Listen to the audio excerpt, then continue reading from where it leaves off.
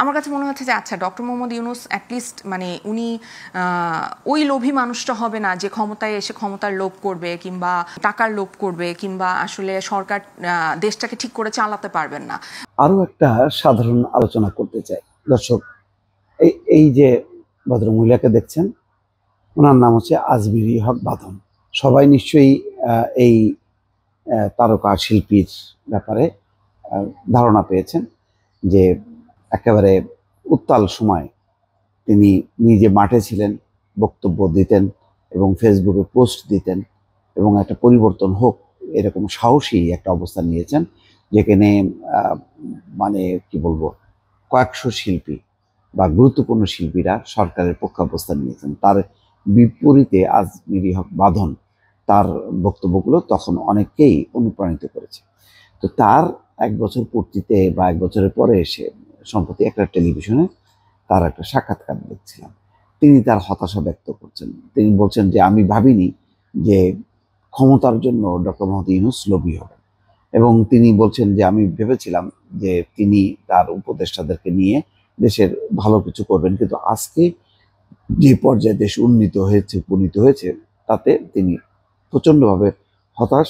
তিনি কল্পনাও করতে পারেননি যে ডক্টর মোহাম্মদ ইউনূস ক্ষমতায় থেকে বা থাকা অবস্থায় দেশের এমন একটা পরিস্থিতি হবে। তিনি বেশ কিছু ঘটনা উল্লেখ করেছেন।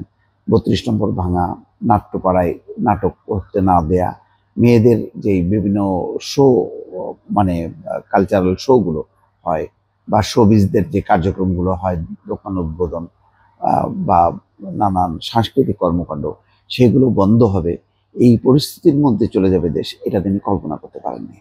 আসলে আজমিরি হক বাঁধন একা না, এটা অনেকেই কিন্তু বলেছেন যে এক ধরনের উগ্রবাদিতা বা ধর্মান্ধতার উত্থান ঘটেছে।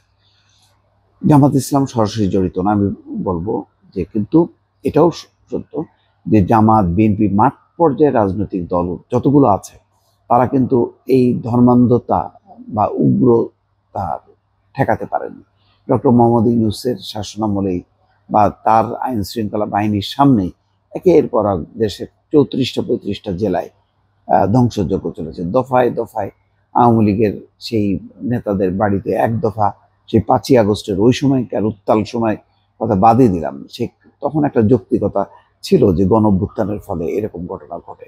কিন্তু তারপরে ঠান্ডা মাথায় যখন নাকি সরকার একটা পজিশন নিয়েছে, আইন শৃঙ্খলা বাহিনী যখন নাকি তৎপর কাজ করছে, ঠিক সেই সময় আবারও এই আইন শৃঙ্খলার অবনতি, এই ধরনের মব কালচার, এটা কিন্তু এখন রীতিমতো ইউনূস সরকারকে ইঙ্গিত করছে যে তিনি দেশ পরিচালনায় ব্যর্থ হচ্ছে। ওনার একটা ব্যক্তিগত ক্যারিশমা আছে, তার একটা জনপ্রিয়তা আছে, কিন্তু সেই জনপ্রিয়তা দিয়ে কিন্তু তিনি প্রশাসন, পুলিশ, তার সহকর্মীদেরকে পরিচালিত করতে পারেনি, বরং মানে সরকারের ভিতরে আরেকটা সরকার, যেটা আসিফ নজরুল বলছেন যে সব দেশেই সরকারের ভিতরে আরেকটা সরকার থাকে।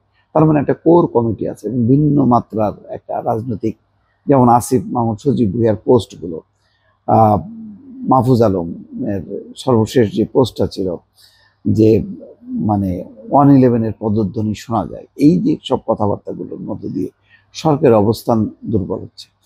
এবিএম সাত্তার ভুঁইয়া, বেগম খালেদা জিয়ার একান্ত সচিব, তিনি বলে ফেলেছেন যে 8 জন উপদেষ্টা সীমাহীন দুর্নীতিতে নিমজ্জিত।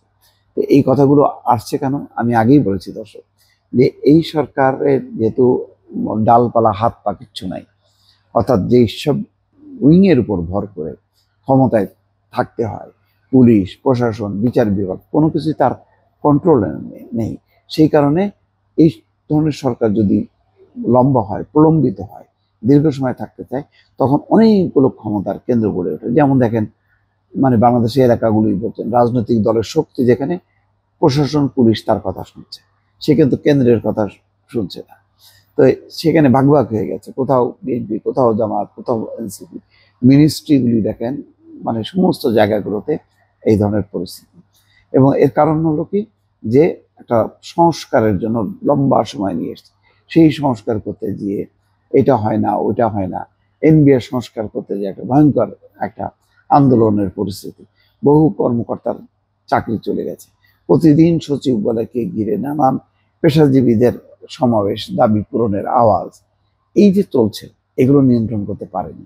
যমুনা ঘেরাও হচ্ছে, শাহবাগ অচল হচ্ছে, বলাই হচ্ছে যে 3 মাসের মধ্যে মানে 36 দিন, 90 দিনের মধ্যে 36 দিনই বা 100 দিনের মধ্যে 36 দিনই অবরোধের নগর জীবন অচল হয়েছে। আইন শৃঙ্খলা পরিস্থিতি চরম অবনতি হয়েছে, এগুলি ঠেকানো যায়নি।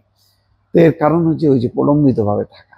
তো সুতরাং শর্ট টাইমে এসে নির্বাচিত সরকারের কাছে দায়িত্ব দিয়ে সুন্দরভাবে বিদায় নেওয়াটা ছিল জরুরি, কিন্তু সেটা না হওয়াতে এখন কিন্তু ইউনূস সরকারের ব্যাপারে যারা একসময় খুব আশাবাদী ছিল, যারা রাস্তায় নেমেছিল এই পরিবর্তনের জন্য, তারা কিন্তু হতাশ হচ্ছে।